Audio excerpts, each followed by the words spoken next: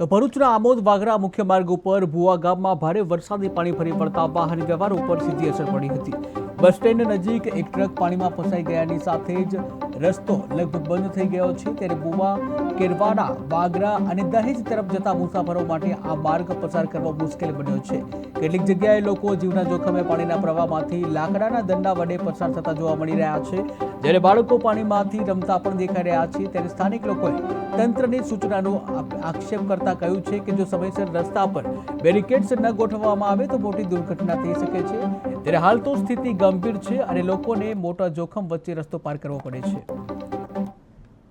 આમોદથી ભુવા કેરવાડા વાગડા જતો માર્ગ હાલમાં જોવાઈ શકે છે કે જ્યાં આગળ એક ટ્રક ફસાયું છે। ખૂબ જ પાણીનો વરસાદી પાણીનો પ્રવાહ અહીંયા આગળ વધી રહ્યો છે, જેની અંદર લોકો જીવના જોખમે મુસાફરી કરવા માટે આપણે અહીંયા આગળ જોઈ શકીએ છીએ કે ભાથીજી મહારાજનું મંદિર પણ અત્યારે પાણીની અંદર જ્યાં એક ટ્રક ગઈકાલથી જ અહીંયા આગળ ફસાઈ ગઈ છે અને અહીંયા આગળ લોકો જીવના જોખમે આ ધસમસતા પાણીની અંદર આ મુસાફરી કરવા માટે મજબૂર બન્યા છે। અહીંયા પર તંત્ર દ્વારા કોઈ પણ જાતની અહીંયા આગળ જે બેરિકેડ મૂકવાની કામગીરી હાથ ધરવામાં આવી નથી। તંત્ર દ્વારા કોઈ પણ જાતનું અહીંયા આગળ ગામના લોકોને એલર્ટ માટે કહેવા નથી આવ્યું। અહીંયા આગળ જે પાણી સતત વધી રહ્યું છે તેની અંદર ગામના લોકો જીવના જોખમે અહીંયા આગળ મુસાફરી કરતા પણ નજરે પડી રહ્યા છે। દંડા વડે અહીંયા આગળ કેટલાક ઉંમરવાળા લોકો પણ અહીંયા આગળ મુસાફરી કરવા માટે મજબૂર બને છે।